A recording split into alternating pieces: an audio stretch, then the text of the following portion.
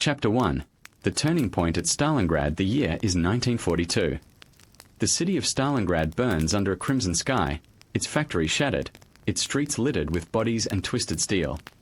For months, German and Soviet soldiers have clashed here in one of the most brutal battles the world has ever seen. Both armies know that the outcome of this single city could determine the fate of the entire war. In our history, the Soviets clawed their way back, encircling the German Sixth Army in a devastating counterattack. It was the beginning of the end for Hitler's dream of world domination. But in this timeline, the slightest change tilts the balance: an error in Soviet planning, a delay in reinforcements, and the German High Command acting with uncharacteristic efficiency. Instead of being trapped, General Friedrich Paulus's Sixth Army receives critical supplies and reinforcements from Army Group Don. Fresh panzer divisions cut through weakened Soviet flanks. Luftwaffe bombers, instead of faltering in a harsh winter, regain air superiority due to an unusually mild season. The encirclement never happens. Stalingrad does not become a graveyard for Germany, it becomes their crowning achievement. The moment of collapse by late December 1942, Soviet troops, exhausted, undersupplied, and disorganized, are forced back across the frozen Volga. Stalin, who once demanded not a step back, now finds himself confronting a disaster too great to conceal. Entire Soviet fronts crumble as German armor surges eastward. In Moscow, panic spreads. Stalin calls for desperate measures: scorched earth retreats, executions for deserters, and propaganda to rally the population. But morale has already cracked. The Red Army has been bled dry, and the people see no end to the suffering. For the first time since the war began, the idea of Soviet defeat feels real. The domino effect: with Stalingrad secured, Hitler shifts his gaze. Oil fields in the Caucasus fall into German hands, providing the Reich with the very resource it needs most: fuel. The Wehrmacht, once strained by shortages, now has an endless supply of oil to power its tanks, aircraft, and mechanized divisions. The German war machine, previously stretched thin, roars back to life with terrifying momentum. Meanwhile, in Berlin, Joseph Goebbels announces the decisive victory at Stalingrad to cheering crowds.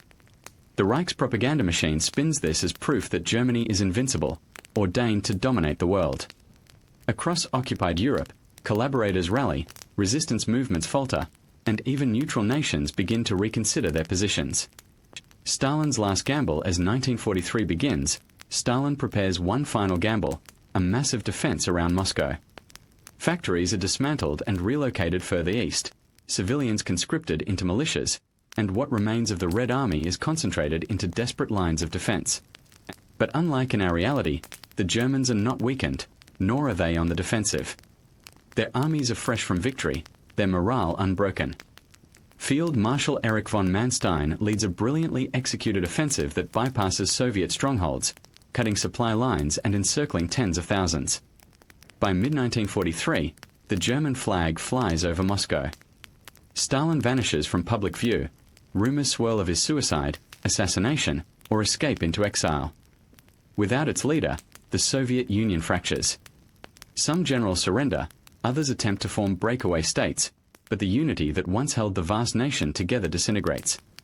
The turning of the world for the Allies, the news is catastrophic. Winston Churchill, upon hearing of Moscow's fall, calls it a tragedy unparalleled in modern times. In Washington, President Roosevelt faces a new reality. America is no longer preparing to liberate Europe. It is fighting simply to prevent the entire world from being consumed by the Axis powers. The Eastern Front is gone. The Soviet Union is shattered. And Germany, instead of being bled dry in endless attrition, stands taller and stronger than ever. The war is no longer about survival for Hitler, it is about conquest. The dominoes have begun to fall, and the world is about to see what happens when the Reich stands victorious at its greatest crossroads. Chapter 2. The collapse of the Soviet Union. The year is 1943, and the once mighty Soviet Union teeters on the edge of destruction. With Moscow in German hands and Stalingrad lost, Stalin's empire begins to unravel like a frayed tapestry. What was once an unyielding monolith of Soviet resistance now splinters into chaos. The Red Army, drained of manpower and morale, is no longer capable of mounting the massive counteroffensives that defined our history. German panzers roam freely across the Russian heartland, while the Luftwaffe dominates the skies. Entire Soviet armies surrender en masse, their commanders seeing no future in a war already lost. Stalin's disappearance, the disappearance of Joseph Stalin, becomes a turning point in this alternate reality. In truth, few know what became of him. Some whisper he shot himself in his underground bunker as Moscow fell. Others claim he fled east, hiding in the Ural Mountains, waiting for a miracle that would never come. But one thing is certain: without Stalin, there is no centralized command. His iron grip had held the Soviet Union together through purges, famine, and invasion. Now, with that grip gone, the Soviet state fractures into chaos. Lavrenti Beria, the feared head of the NKVD, attempts to seize power, but his authority is challenged by generals who refuse to submit to a secret policeman. Georgy Zhukov, the Red Army's most capable commander, rallies forces east of the Urals, but his resources are a fraction of what he needs. Others, seeing the inevitability of German victory, defect or declare independent republics. Germany advances into the void. Hitler, emboldened by success, orders a rapid push eastward. Army Group Center sweeps into the Russian interior, occupying vast stretches of territory with shocking speed. Kiev, Kharkov, and Leningrad fall one after another, their defenders too demoralized to fight with the same desperation as before. By late 1943, German troops stand at the gates of the Ural Mountains, the last natural barrier before Siberia. Factories that had once been relocated deep into the east are now within reach of German bombers. The Soviet industrial miracle, which in our timeline produced thousands of tanks and aircraft, is strangled in its cradle. Nazi banners now hang over the Kremlin. Moscow, once the symbol of Soviet resistance, is transformed into a showcase city of the Reich's new Eastern Empire. Streets are renamed, statues toppled, and German administrators take control. The Russian people, subjected to brutal occupation, endure mass deportations, forced labor, and famine. The fate of the Soviet people, Hitler's vision of the East, as outlined in his ideological blueprint, General Plan Ost, begins to unfold. Entire populations are displaced to make way for German settlers. Millions are forced into camps, their labor fueling the Reich's war machine. The Ukrainian breadbasket becomes the granary of the Third Reich, its harvests feeding German armies and cities. Resistance movements exist, but they are scattered and brutally suppressed. Villages suspected of aiding partisans are burned to the ground, their inhabitants executed. The once massive Soviet partisan network collapses without centralized coordination. For the first time since Napoleon's invasion, Russia has been conquered, and this time, the conqueror does not intend to leave. The Western Allies react in London. Churchill delivers a grim address. The Soviet Union, our great ally in the East, has been crushed under the weight of the Nazi jackboot. We now stand alone in Europe's defense, until the full might of America can be brought to bear. Across the Atlantic, Roosevelt faces immense pressure. The American public, already wary of the war, now questions whether Europe can even be liberated. With Germany stretching from the Atlantic coast to the Ural Mountains, the task of invasion seems impossible. Instead of planning Operation Overlord, the D-Day landings, the Allies turn their focus toward defensive measures, fortifying Britain, securing North Africa, and protecting the Atlantic sea lanes. The idea of opening a second front fades into a desperate hope rather than a strategy. The Axis united meanwhile. In Berlin, Hitler declares victory over Bolshevism. Parades erupt in German cities, the streets flooded with cheering crowds. The Reich is now the master of continental Europe, its armies undefeated, its enemies collapsing. Japan, seeing the collapse of the Soviet Union, wastes no time. From Manchuria, Japanese armies sweep into Siberia, occupying vast stretches of land without serious resistance. The division of Russia becomes a reality. Germany dominates the West, Japan claims the East. For the first time in history, the world is truly carved between two Axis powers, Berlin and Tokyo. A world without the USSR, the consequences of this victory cannot be overstated. In our history, the Soviet Union bore the brunt of Nazi aggression, sacrificing tens of millions of lives to bleed Germany dry. Without them, the Allies face a far stronger opponent, one unbroken by years of attrition. Factories across occupied Europe churn out weapons for the Reich. German scientists, free from the desperation of retreat, advance their projects in rocketry and jet propulsion. The dream of Hitler's thousand-year Reich now feels frighteningly achievable. The Soviet Union, once destined to rise as a superpower, is gone. The balance of the 20th century is shattered. The Cold War that shaped our reality will never come to pass. Instead, the world braces for something far darker, a future dominated by the swastika and the rising sun. The collapse of the Soviet Union is complete. But for Hitler, this is only the beginning. His eyes now turn westward, across the English Channel, toward the last bastion of defiance in Europe, Britain. Chapter 3, Operation Sea Lion revived by early 1944, Adolf Hitler stands atop the greatest empire Europe has ever seen. From the Atlantic shores of France to the frozen steppes of Russia, the Reich stretches unbroken. The Soviet Union is gone, Japan dominates Asia, and the Allies in London and Washington are reeling. But despite these conquests, one enemy remains unconquered, Britain. The island fortress has withstood everything thrown against it, bombs, blockades, and the Blitz.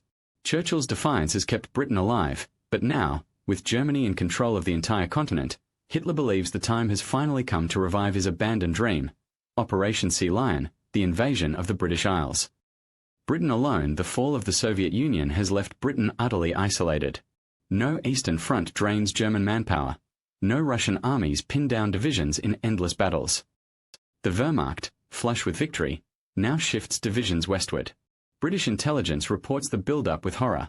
Vast numbers of German troops massing along the Channel coast, fleets of barges and transport ships assembled in French harbours, and the Luftwaffe reconstituted after its earlier failures.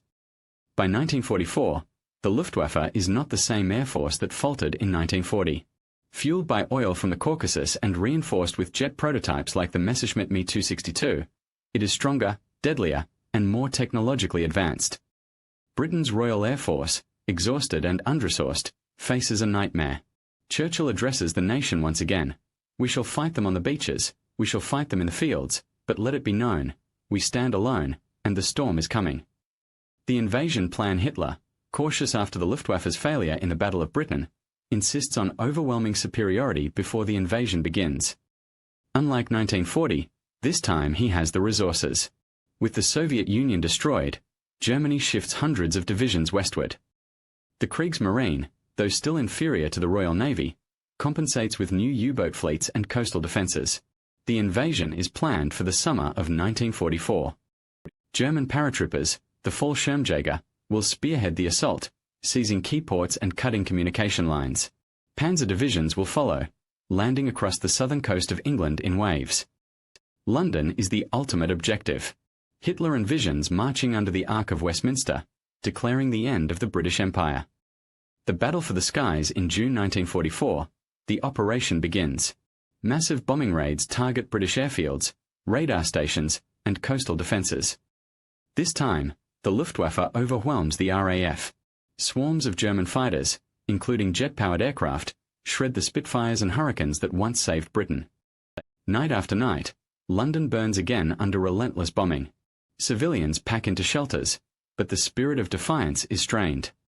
Unlike in 1940, when the Soviets still fought and America still hesitated, now there is nowhere left to turn. By July, the Luftwaffe declares air superiority. The landings at dawn on July 19, 1944, the largest amphibious invasion in history begins. Thousands of German ships cross the Channel under cover of darkness, escorted by U-boats and aircraft.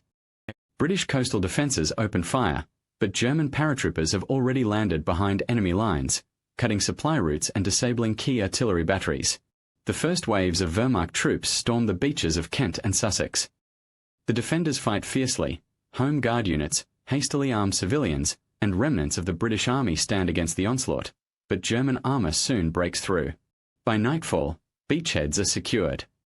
The Reich has set foot on British soil.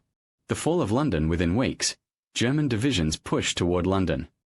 The countryside becomes a battlefield, with tanks rolling through villages and Luftwaffe bombers blasting railways and bridges.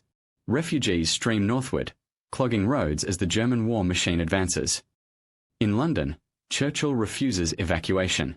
He broadcasts from a bunker beneath Whitehall, "If London falls, Britain falls. And if Britain falls, the light of liberty will be extinguished from this earth." But words cannot halt tanks. On August 10, 1944, German forces enter London. Street fighting erupts as British soldiers, police, and even civilians resist in house-to-house combat. Yet the outcome is inevitable. Within days, the Union Jack is torn down from government buildings, replaced by the swastika. Churchill is captured alive, dragged before German cameras to serve as a propaganda trophy. His defiance is unbroken, but Britain's independence is gone. The death of an empire with Britain conquered, the British Empire collapses. India, Egypt, and the colonies, cut off from the homeland, face immediate instability. Some resist, others fall into German or Japanese influence. The Royal Navy, once the pride of the empire, sails to Canada, refusing to surrender to the Reich. But without its island base, its power dwindles. For the first time since 1066, England is under foreign occupation. Nazi administrators set up a puppet government in London, while SS officers begin rounding up Jews, political dissidents, and anyone suspected of resisting. The Gestapo's shadow falls across the island once considered the bastion of freedom. America reacts in Washington. Roosevelt delivers the darkest speech of his presidency. Britain has fallen. The last beacon of resistance in Europe has been extinguished. Now, America stands alone in the defense of freedom. Isolationists argue for peace with the Axis, claiming the war is unwinnable. Interventionists demand total mobilization. The US military braces for what seems inevitable, a direct confrontation with the Reich across the Atlantic. Hitler, now master of Europe, believes America will not have the will to fight. To him, the conquest of Britain is proof that the Reich is unstoppable. But across the ocean, in factories and shipyards, a different story begins, one of preparation, resilience, and grim determination. The fall of Britain marks the end of free Europe. Yet the war is not over. For Hitler, new horizons beckon: Africa, the Middle East, and eventually, America itself. The world trembles as the shadow of the Reich grows ever darker. Chapter 4. The New Order in Europe. By late 1944, Adolf Hitler has achieved what no conqueror in history had ever managed. The Soviet Union lies shattered, Britain is in chains, and the Third Reich rules from the Atlantic coast to the Ural Mountains. Never before has one power held such absolute control over the European continent. Now comes the second phase of Hitler's vision, the New Order in Europe. It is no longer just about war. It is about reshaping civilization itself to fit the Nazi dream. The Reich's empire, the continent, is divided into spheres of control. Germany directly annexes vast territories in Eastern Europe, Poland, Ukraine, Belarus, and Western Russia, absorbing them into the Greater Reich. These lands are not just conquered, they are to be remade. Millions of Slavs are deported, enslaved, or simply left to starve as their lands are cleared for German settlers. Entire villages vanish overnight, their populations replaced with Germans brought from across the continent. It is colonization on an industrial scale, carried out with ruthless efficiency. Western Europe, meanwhile, is transformed into a patchwork of puppet states. In London, a collaborationist government led by pro-fascist elements governs under the watchful eye of the SS. France remains under Vichy control but is entirely subservient. The Low Countries and Scandinavia are governed directly by Nazi administrators. Italy, Hungary, and Romania remain allies but are reduced to junior partners, their independence nominal at best. The Reich's grip is everywhere, from the fjords of Norway to the plains of Ukraine. The machinery of terror, the Gestapo, spreads its web across the continent. Dissidents are rounded up, resistant cells crushed, and Jews hunted with terrifying efficiency. With no Eastern Front bleeding German manpower, the final solution accelerates. Concentration camps, once hidden in the chaos of war, now expand openly. Auschwitz, Treblinka, and dozens more become centers of extermination. Millions are deported from occupied Britain, France, and Eastern Europe to die in the camps. The SS enforces the racial hierarchy with brutal precision. Germans are the masters, Aryans of acceptable nations, such as Scandinavians and Dutch, are given privileged positions, while Slavs, Jews, and other undesirables are condemned to slavery or death. This is not just a political empire, it is an ideological one, built on blood. Life under occupation for the ordinary citizen of occupied Europe, life is bleak. In Britain, food shortages worsen as German authorities divert resources to the Reich. Rationing becomes harsher than ever. Public spaces are plastered with Nazi banners, schools forced to teach fascist ideology, and English children indoctrinated into Hitler Youth-style organizations. The British Broadcasting Corporation, once a symbol of free information, is converted into a propaganda tool. In France, collaboration is the only path to survival. Families with ties to the resistance live in constant fear of betrayal. Public executions in Paris serve as reminders of what happens to dissenters.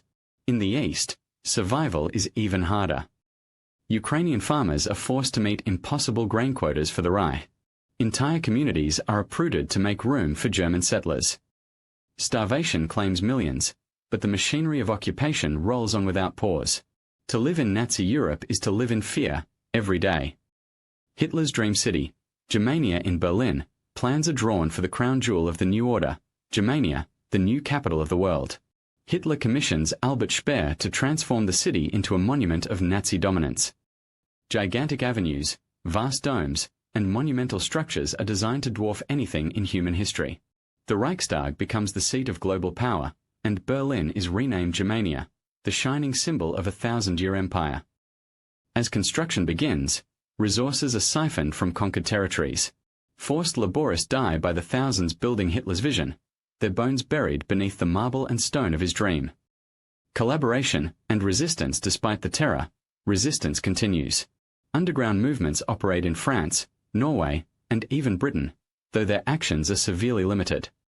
Assassinations of German officers occur, railways are sabotaged, and secret messages sent across the Atlantic. But without the support of a free Soviet Union or a liberated Britain, these resistances remain sparks in a storm, heroic, but largely ineffective against the weight of Nazi power. Some nations, however, collaborate willingly. Fascist sympathizers seize opportunities to gain power, betraying their people for a seat at the Reich's table. Puppet governments flourish, giving the illusion of independence while serving Berlin's interests. The new order is not just about conquest, it is about co-opting Europe into the Nazi vision. The Reich's economic might Germany now controls the resources of an entire continent. Oil from the Caucasus powers its armies. Grain from Ukraine feeds its soldiers. Factories in France and the Netherlands churn out weapons, while Scandinavian mines supply endless iron ore. Slave labor from conquered nations keeps costs low, fueling an economy built on blood and chains. The Reich, once strained by shortages, now enjoys abundance. It becomes not only a military juggernaut but also an economic one, capable of sustaining its war machine indefinitely. The shadow over America from across the Atlantic, the United States watches with growing dread. Roosevelt and his generals understand the scale of the challenge. The enemy is no longer a fractured Axis alliance, but a unified empire stretching across Eurasia. In secret meetings, American strategists admit what many fear to say aloud. Defeating Nazi Germany may no longer be possible through conventional means. The US rushes its atomic program forward, desperate for a weapon that could shift the balance. But for now, the Reich stands supreme. The new order in Europe is complete. What Hitler once dreamed of in Mein Kampf has become a reality, a continent enslaved, reshaped, and harnessed for his ambitions. But his ambitions do not end at Europe. His eyes now turn westward, across the ocean, toward the last great enemy standing between him and world domination, the United States of America. Chapter 5.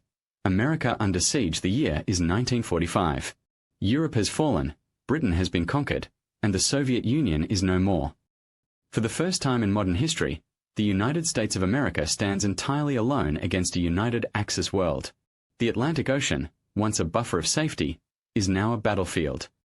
Hitler's war machine, supplied by the resources of a continent, prepares to bring the war directly to America's shores. Civilians dig trenches in public parks, blackout drills become routine, and air raid sirens howl across major cities. For the first time since the War of 1812, Americans live with the fear of foreign invasion. Roosevelt delivers a solemn address to the nation. This is no longer a war fought on distant continents. This is a war for our homes, our families, and our very survival. We are the last free nation standing. We must endure. Factories roar to life, producing tanks, aircraft, and ships at a pace never before seen. Millions enlist, and the draft expands. But even with America's industrial might, the question looms, can it stand alone against an empire that spans 2/3 of the world? The Battle of the Atlantic, Reborn, the Atlantic becomes the new front line. German U-boats, operating from bases in Britain, France, and Iceland, form a near-impenetrable wall. Convoys of American ships bound for Europe are hunted relentlessly. Dozens of supply ships vanish beneath the waves each week, sending vital resources and lives to the ocean floor. The Kriegsmarine, once inferior to the Royal Navy, now grows into a formidable force. With French shipyards and British ports at their disposal, Germany launches new battleships, carriers, and advanced submarines. Naval warfare tips dangerously in the Reich's favor. The US Navy responds with convoys, depth charges, and long-range bombers, but the cost is staggering. By late 1945, the Atlantic has become America's graveyard. The Luftwaffe strikes America, then comes the unthinkable. With Britain under German control, the Luftwaffe establishes air bases across the Isles.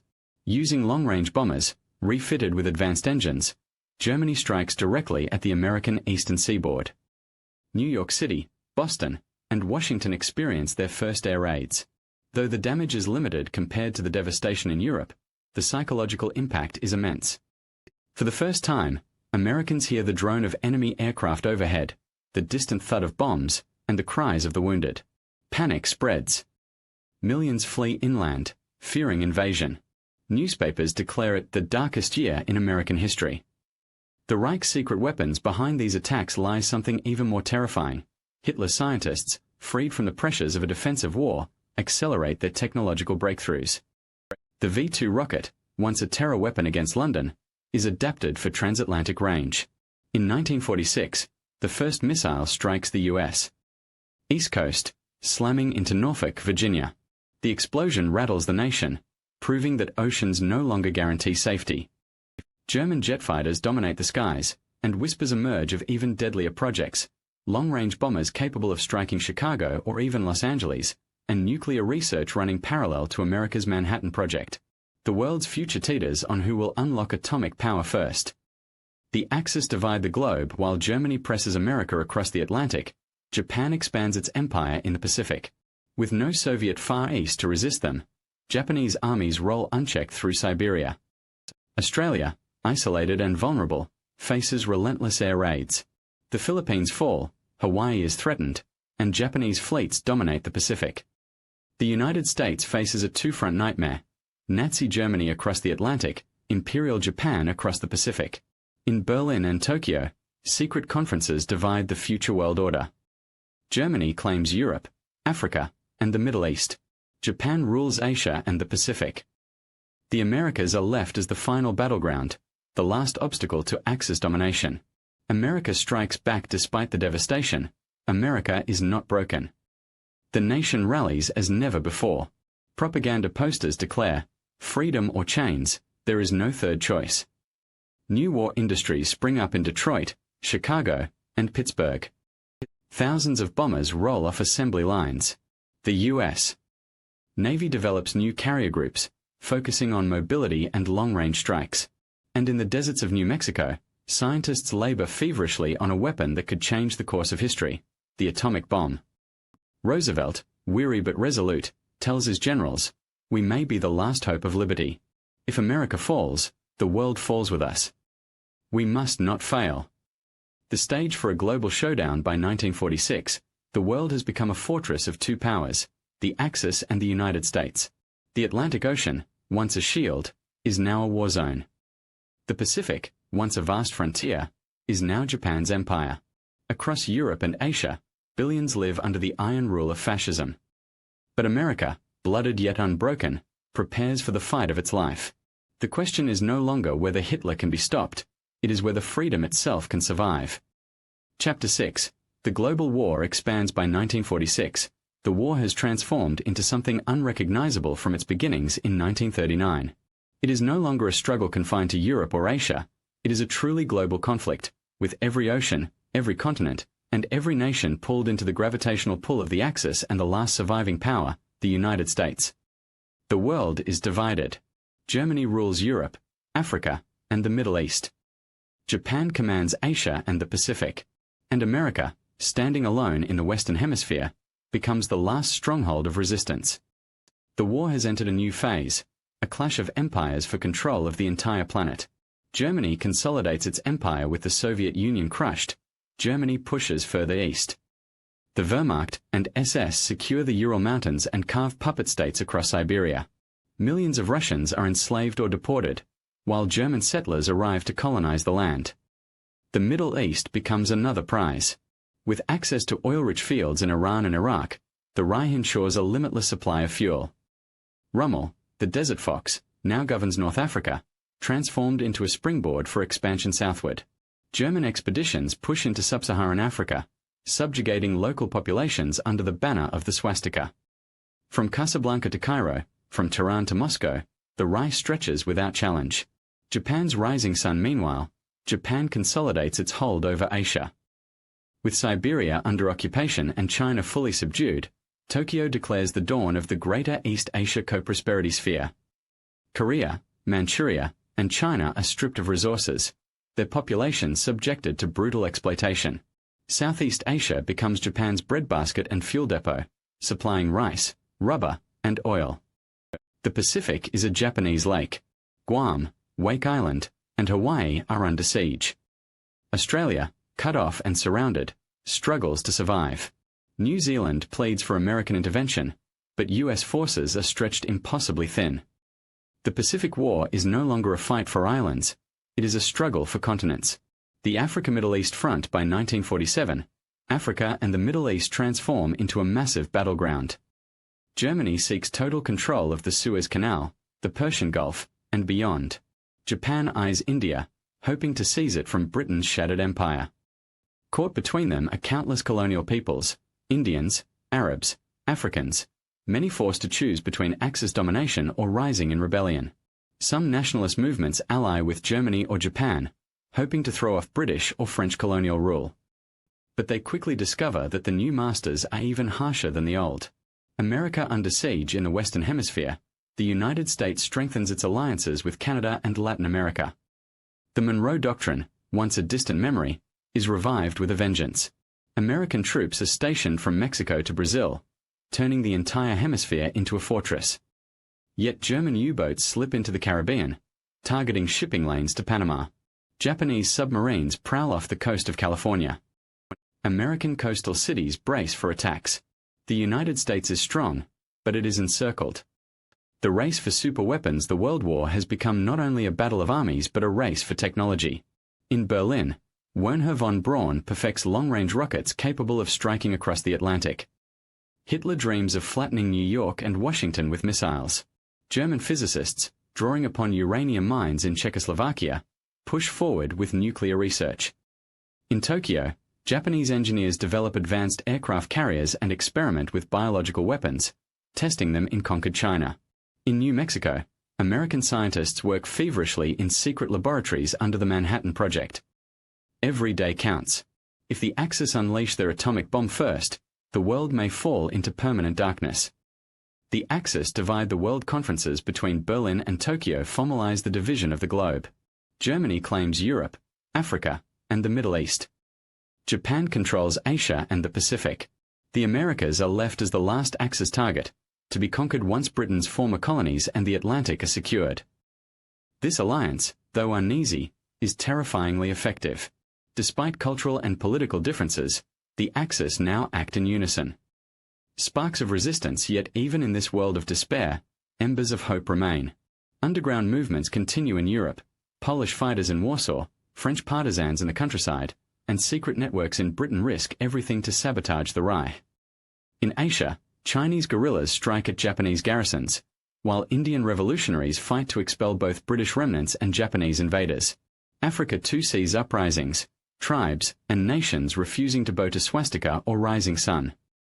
Their efforts are small compared to the might of the Axis, but they prove one thing: humanity has not surrendered completely. Toward the final clash by 1948, the world is locked into a three-sided standoff: the Reich, the Empire of Japan, and the United States. The globe has never been more divided, never been more at the brink of annihilation. The oceans boil with submarines and carrier fleets. The skies bristle with bombers and rockets. And in secret laboratories, the greatest minds of three empires race to harness the power of the atom.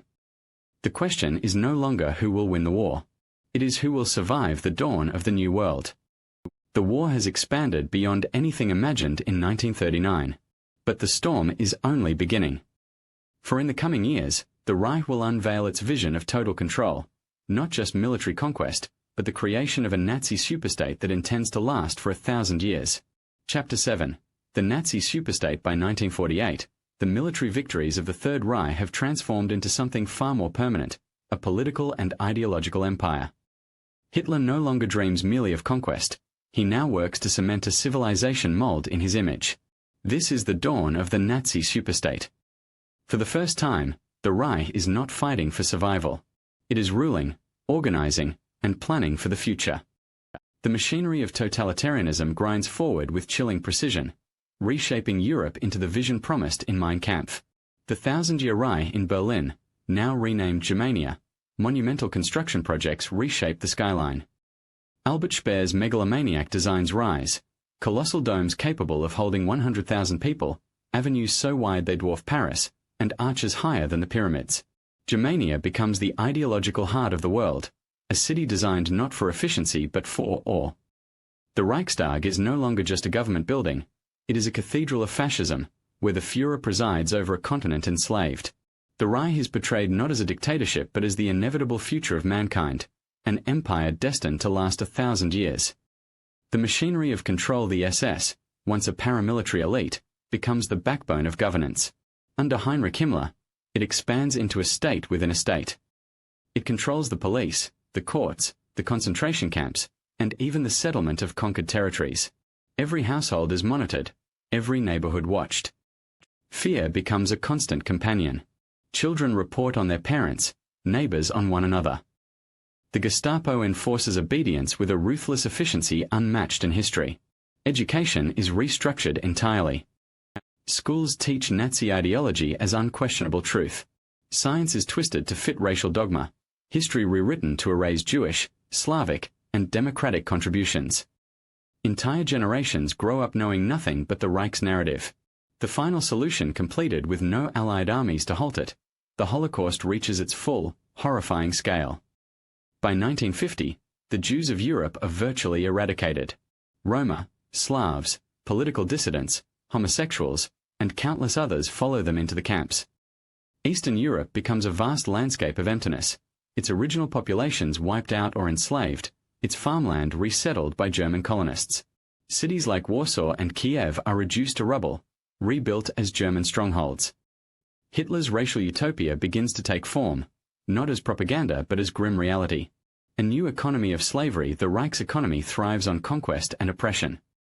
Millions of forced laborists work in mines, factories, and farms, producing wealth for their German masters. Resources from Africa and the Middle East fuel industrial growth, while colonies in Eastern Europe provide endless grain. German citizens enjoy prosperity unknown in our reality. New cars, modern appliances, and jobs guaranteed by the state. To the average German, Hitler has delivered paradise. They see only the benefits, not the blood on which it is built. This illusion of prosperity binds the people to the regime even more tightly than fear. The cult of Hitler. By now, Hitler is no longer just a man. He is worshipped as a near-divine figure, the savior of Germany and the architect of a new world. His birthday becomes a global holiday. Portraits hang in every school, office, and home. Speeches are broadcast daily, spreading his vision of eternal Reich and Aryan supremacy. Even in conquered nations, people are forced to attend rallies, their cheers orchestrated under the threat of punishment. The Führer cult saturates every aspect of life. To defy Hitler is not just treason, it is heresy. Science and technology freed from defensive war, German scientists pour resources into ambitious projects. Jet aircraft and rockets advance at an astonishing pace. Von Braun's America bomber project reaches completion. Massive aircraft capable of crossing the Atlantic to bomb New York. Research into nuclear weapons accelerates, fueled by uranium from Eastern Europe. While the Manhattan Project struggles in secrecy, the Reich openly flaunts its progress, hinting at weapons that could end entire cities in fire. Medicine, too, is twisted by ideology. Atrocious human experiments, once hidden, become state policy, justified as necessary for progress. The boundaries of ethics vanish completely. The colonization of the East General Plan Ost, once a theoretical blueprint, becomes reality. Tens of millions of Germans are resettled across Eastern Europe. Vast highways, Autobahnen to the Urals, connect the new colonies to the Reich's heartland. Entire Russian, Ukrainian, and Polish populations are displaced, their land handed to German families. German children grow up in villages built over the ashes of Slavic towns, learning that this was always their homeland. The East becomes the living space, the Lebensraum Hitler promised his people, and it is bought with unimaginable suffering. Cracks in the superstate, yet beneath this facade of total control, cracks begin to appear. The Reich is vast, perhaps too vast. Suppressing resistance across continents strains even the mighty SS. Secret uprisings smolder in the Balkans, in France, and in the forests of Russia. The Reich's allies, Italy, Hungary, Romania, chafe under German dominance, reduced to vassals with no true sovereignty. Japan, though bound in alliance, grows increasingly wary of Berlin's ambition. And beyond the oceans, America waits, watching, preparing. The Nazi Superstate is unlike anything in history, a fusion of ideology, terror, and empire. It seems invincible, eternal. But even empires that claim to last 1,000 years are vulnerable to the tides of history. And soon, the spark of rebellion will begin to burn. Chapter 8, Resistance and Rebellion. By 1949, the Reich appears unshakable. Its banners fly over London, Paris, Warsaw, and Moscow. Its armies guard Africa and the Middle East. Its allies in Tokyo dominate Asia. On the surface, the world seems drowned beneath fascism's iron grip. But beneath the surface, fire still burns. Even in the darkest night of tyranny, resistance never dies. Underground Europe. In France, the old resistance evolves into a permanent underground state. Coded newspapers circulate secretly, radios beam messages across the channel, and assassinations of German officers continue. Parisians whisper of a free France in exile, though de Gaulle himself has long since fled to Canada. In Britain, where Nazi propaganda claims the population has submitted, networks of rebels operate from the countryside. Former Home Guard units bury weapons, strike at supply lines, and disappear into the fog. Even children smuggle leaflets, reminding their countrymen that Britain has not forgotten freedom. Poland, as always, refuses to bow. In the forests, the Armia Krajowa reorganizes, striking at railways and garrisons. In Warsaw, an underground university operates in secret, educating a new generation under threat of death. The SS calls Poland the Reich's ulcer, a wound that refuses to heal. Assassins in the shadows. Resistance fighters know they cannot defeat the Wehrmacht in battle. Instead, they turn to sabotage and assassination. Trains derail mysteriously in the night. Ammunition depots erupt in flame. German officers, walking arrogantly through occupied streets, suddenly fall to hidden bullets. In 1950, a bold plot emerges. A team of British, French, and Polish fighters coordinate an attempt to assassinate Heinrich Himmler during a visit to Warsaw. The bomb fails, but the act sends shockwaves through the Reich. It proves that no one, not even the architects of terror, is untouchable. The spark in the East. The most dangerous resistance comes not from the West but the East. In Ukraine, partisan armies numbering in the tens of thousands harass German settlers, burning crops and ambushing patrols. The Reich responds with massacres, wiping out entire villages. Yet for every partisan killed, 2 more take up arms. In the Caucasus, Chechen and Georgian rebels wage a relentless guerrilla war, disappearing into mountains the Reich cannot fully tame. Even in Siberia, remnants of the Red Army refuse to surrender, living as outlaws in endless forests. Hitler's empire is vast, but the land itself resists him. America's invisible hand. Unbeknownst to Berlin, much of this resistance is not spontaneous. Supplies, money, and even weapons flow secretly from across the Atlantic. American submarines land crates of guns on French shores. American intelligence agents train Polish partisans in sabotage. Radios across Europe receive coded transmissions from New York. To the Reich, it seems the resistance is a nuisance. But in truth, it is America's first counterattack. The Church and the underground. One of the greatest centers of quiet defiance is the Catholic Church. Though many clergy bow to the Reich, others shelter fugitives, forge false documents, and smuggle Jews to safety. Priests deliver sermons with double meanings, cloaked words of defiance under the guise of scripture. Hitler rages at the Vatican, furious that its influence undermines his control. He dreams of tearing it down stone by stone, but fears that such a move would spark revolt across southern Europe. Thus, the Church survives, wounded but unbroken, serving as a spiritual rallying point for resistance. Acts of desperation as years pass, resistance grows bolder. In occupied London, rebels attack a Nazi parade, igniting a firefight in Trafalgar Square. In Paris, hundreds of students stage a protest, shouting slogans before SS troops gun them down. In Poland, rail networks are paralyzed for weeks after coordinated bombings.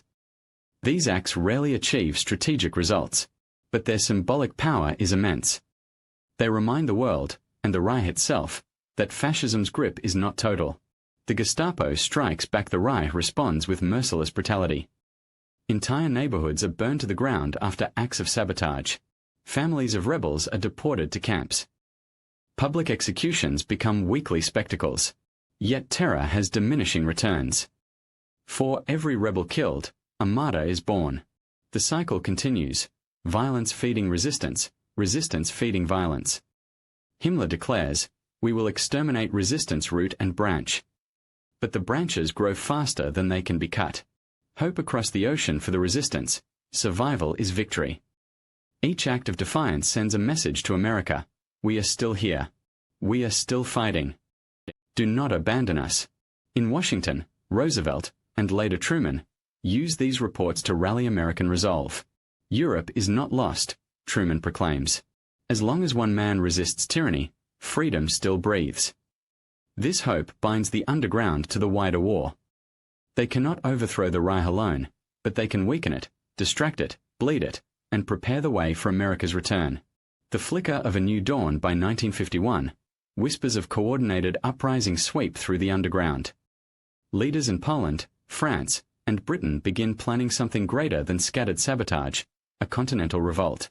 They know it will be bloody, perhaps suicidal, but they also know that without a spark, liberation will never come. The Reich grows nervous. For all its power, it senses the ground shifting beneath its boots. The Nazi Superstate is mighty, but it is not unbreakable. And rebellion is the proof. Chapter 9. The Cold War that never was in our reality. The end of World War II gave birth to a new rivalry, the Cold War between the United States and the Soviet Union. But in this alternate world, with the USSR destroyed and Britain subjugated, the post-war balance looks entirely different. There is no Iron Curtain. There is no NATO or Warsaw Pact. Instead, the world divides into two colossal camps, the Axis Reich-Japan bloc, and the United States with its hemisphere of allies. What follows is not the Cold War as we know it, but a different kind of frozen conflict, one with no room for neutrality. A world split in two by 1951, the globe resembles a chessboard divided by oceans. The Axis sphere, Germany rules Europe, Africa, and the Middle East. Japan dominates Asia and the Pacific. Together, they control nearly two-thirds of the world's landmass and resources. The American hemisphere, the United States consolidates power across North and South America, turning the Western Hemisphere into one massive military alliance under Washington's leadership. Nations that once sought neutrality, Sweden, Switzerland, Turkey, are absorbed into the Axis orbit, stripped of independence. The few that remain outside either bloc, like parts of Latin America, are pressured relentlessly to choose a side. The world has no grey zones. You are either Axis or American. The Axis cold peace despite their alliance, Berlin and Tokyo harbor deep suspicions of one another. Germany sees itself as the rightful master of the world, while Japan demands equal recognition as the leader of Asia. The Axis leadership holds grand conferences, presenting a facade of unity, but beneath the surface tensions simmer. German settlers clash with Japanese administrators in Siberia. Disputes over India and the Pacific strain the partnership. This uneasy alliance is held together only by a common enemy, the United States. The race for the atom, the defining feature of this alternate Cold War, is the race for nuclear weapons. In America, the Manhattan Project succeeds in 1946. The first atomic test in New Mexico confirms that the U.S. holds a weapon of apocalyptic power. Truman declares, "We hold in our hands the fire of the gods.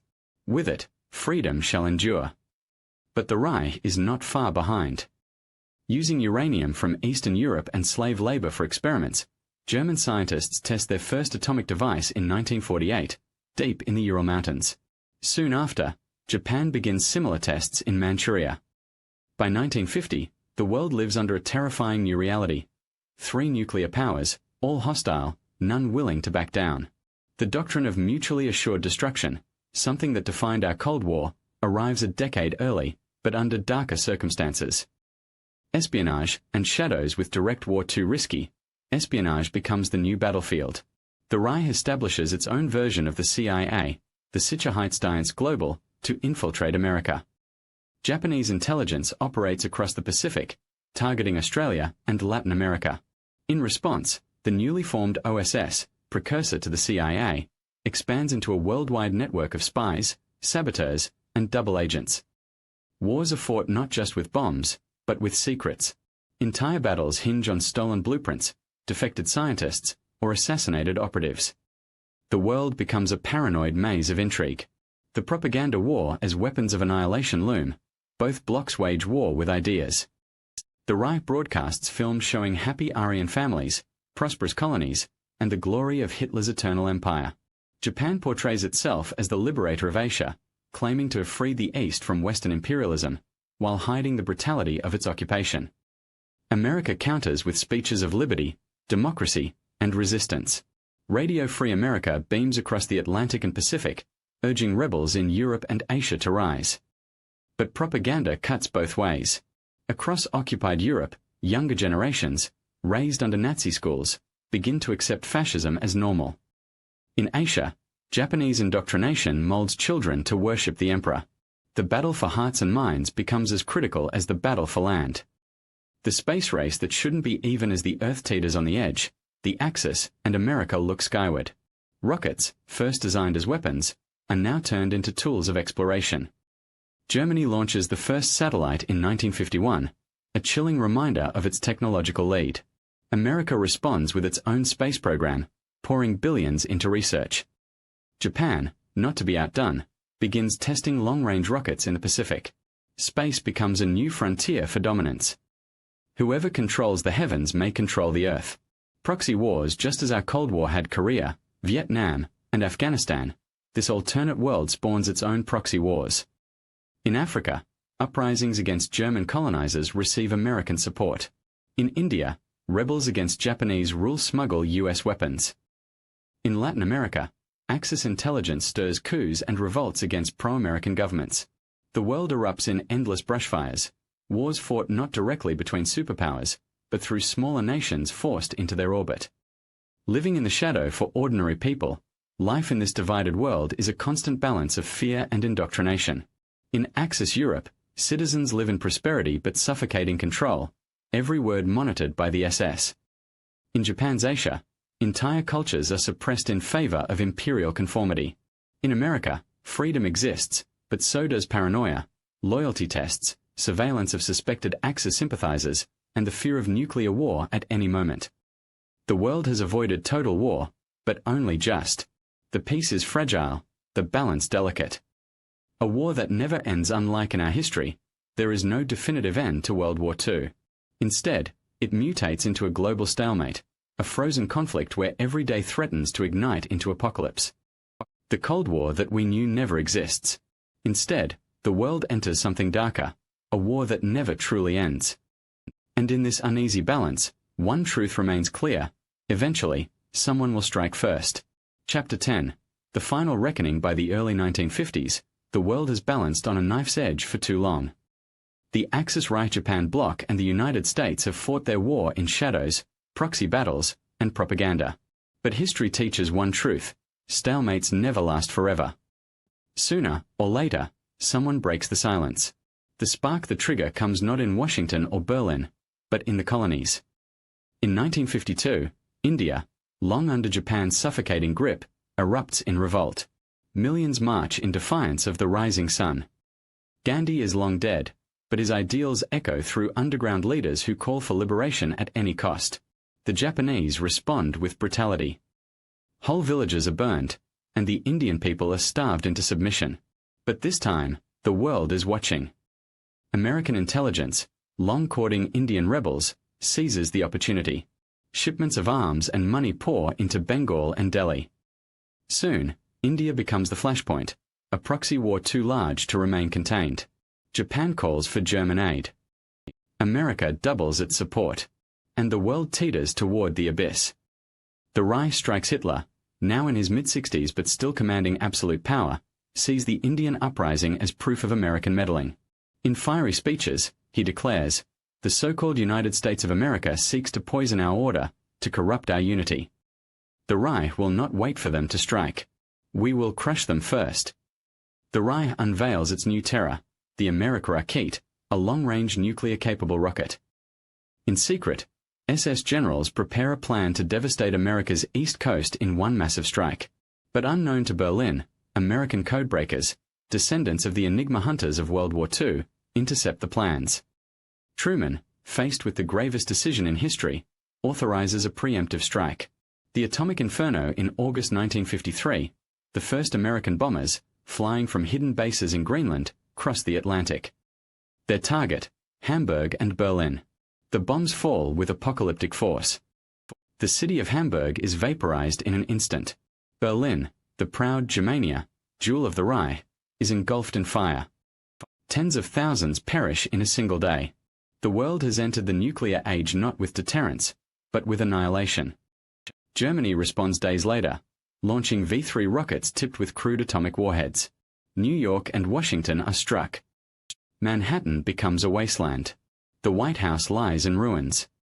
The Reich proves it too wields the fire of gods. The cycle of destruction has begun. The fall of empires in Asia, Japan presses its advantage, striking Pearl Harbor again, this time with nuclear fire. Honolulu vanishes beneath a mushroom cloud. American carriers retaliate by obliterating Tokyo, the heart of the empire. Millions die in weeks. Entire cities vanish. The dream of empire, built over a decade of conquest, dissolves in ash. Across Europe, resistance movements rise in chaos as German authority collapses under the weight of devastation. The SS attempts to maintain order, but when nuclear fire rains upon the Reich, the illusion of invincibility shatters. In Japan, the emperor's divinity cannot shield his people from the skies. Mutiny brews in the military, factions fighting over surrender or total war. The Nazi Superstate and the Japanese co-prosperity sphere crumble, not through rebellion alone, but through the apocalypse they themselves helped unleash. America's Pyrrhic victory by 1955, the Axis is shattered. Hiroshima, Berlin, Munich, and Tokyo lie in ruins. Hitler disappears, some say killed in the blasts, others claiming he fled to a bunker in the Alps. Himmler and Göring turn on each other, plunging the Reich into civil war. Japan's government collapses after the destruction of Tokyo. The emperor vanishes, his fate unknown. Warlords seize control of fragments of the empire. America, though scarred, stands the last superpower. But its cities too lie in ruins, New York half destroyed, Washington crippled, Hawaii gone. Tens of millions are dead. The United States has won, but the price is victory over a corpse-filled world. Reflection.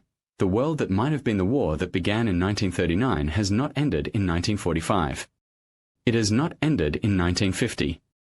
It ends only in the flames of nuclear apocalypse. What if Hitler had won World War II?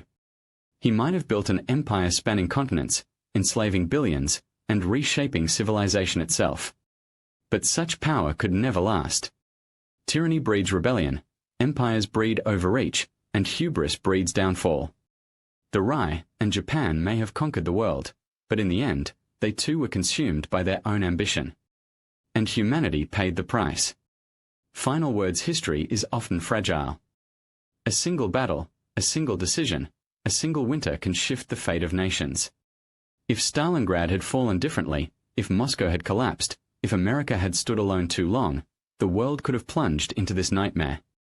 But history did not follow this path. The Allies prevailed.